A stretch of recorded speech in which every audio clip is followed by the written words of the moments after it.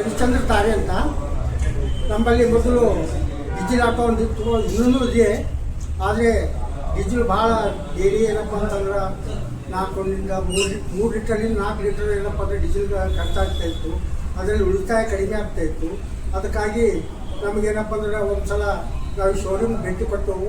T V S ಎಲ್ಲಕ್ಕಿಂತ cargo ಬೋಗೋ ಇನ್ನೂ T V S ಗಾಡಿ ಏನಪ್ಪ ನಾವು ಪಸಂದ್ ಮಾಡಿ ಅದಕ್ಕೆ ಒಳ್ಳೆ ವೀಲ್ಗಳು ಸರಿಯಾಗಿದೆ, ಬಾಡಿ ಫಿಟ್ನೆಸ್ ಸರಿಯಾಗಿದೆ, ಬಾಡಿ ಎಲ್ಲ ಅದೊಂದು ಚೇಸಿ ಎಲ್ಲ ಸರಿಯಾಗಿದೆ ಅಂತ ಹೇಳಿ ನಾವು ಟಿ ವಿ ಎಸ್ ಆಯ್ಕೆ ಮಾಡಿಕೊಂಡು ಈಗ ಒಂದು ಗಾಡಿ ಆಲ್ರೆಡಿ ತೊಗೊಂಡು 1 ವರ್ಷ ಆಗ್ತಾಯಿದೆ. ಚಲೋ ಅರ್ನಿಂಗ್ ಕೊಡ್ತಾಯಿದೆ, ಎವರೇಜ್ ಕೊಡ್ತಾಯಿದೆ. ನಾವು ಮತ್ತು ಡೈಲಿ ಏನಪ್ಪ ಅಂತಂದ್ರೆ 1,000ರಿಂದ 1,200 ತನಕ ನಾವು ಏನಪ್ಪ ಅಂತಂದ್ರೆ ಒಂದೇ ಚಾರ್ಜ್ನಾಗ ನಾವು ಕಲೆಕ್ಟ್ ಮಾಡ್ತಾಯಿದ್ದೆವು. ಮತ್ತು ಬೇರೆ ಚಾರ್ಜ್ ಹಚ್ಚಂಗೆ ಇಲ್ಲ. ಮುಂಜಾನೆ ಒಂದು ಸಲ, ರಾತ್ರಿ ಒಂದು ಸಲ ಚಾರ್ಜ್ ಮಾಡ್ಕೊಂಡು ಮುಂಜಾನೆ ಗಾಡಿ ತೆಗೆದ ಮೇಲೆ ಸಂಜೆ ತನಕ ಅದೇ ಚಾರ್ಜ್ನಲ್ಲಿ 1,000 ರೂಪಾಯಿ ಅಥವಾ 1,200 ರೂಪಾಯಿ ನಾವು ಮಾಡ್ಕೊಂಡು ಮನೆಗೆ ಹೋಗ್ತೇವೆ. ಈ ಟಿ ವಿ ಎಸ್ ಏನಪ್ಪ ಅಂದ್ರೆ ನಮ್ಗೆ ಒಳ್ಳೆಯದಾಯಿತು. ಅದು ತೊಗೊಂಡ್ಮೇಲೆ ಮತ್ತೊಂದು ಏನಪ್ಪ ಅಂತಂದ್ರೆ ಇವಾಗ 2ನೇ ಟಿ ವಿ ಎಸ್ ಗಾಡಿನೇ ಮತ್ತೊಂದು ತೊಗೊಂಡಿದ್ದೆವು.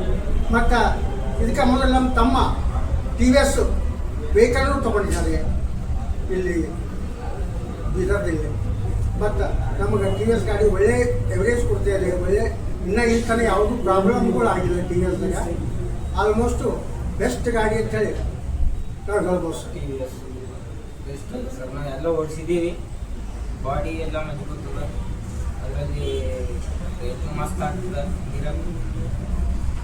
ಕ್ಯಾಶ್ನೂ ಉಳಿತಾವೆ ಅದ್ರಾಗ. ಚಾರ್ಜರ್ ಗಾಡಿ ಅಂತಂದ್ರೆ ನಮ್ಗೆ ಲೈಕಲ್ಲಿ ಟಿ ವಿ ಎಸ್. ಬೇರೆ ಕಡೆ ನಾವು ಹೋಗಿಲ್ಲ, ವಿಚಾರಿಸಿಲ್ಲ, ಫಸ್ಟ್ ಗಾಡಿ ತೊಗೊಂಡಿದ್ದೆವು, 1 ಇಯರ್ ಆಯ್ತು, ಈಗ ಮತ್ತೊಂದು ಖರೀದಿ ಮಾಡಿದ್ದೆವು. ಟಿ ವಿ ಎಸ್ ನಮ್ಗೆ ಚೆನ್ನಾಗಿ ಅನಿಸ್ತದೆ ಸರ್.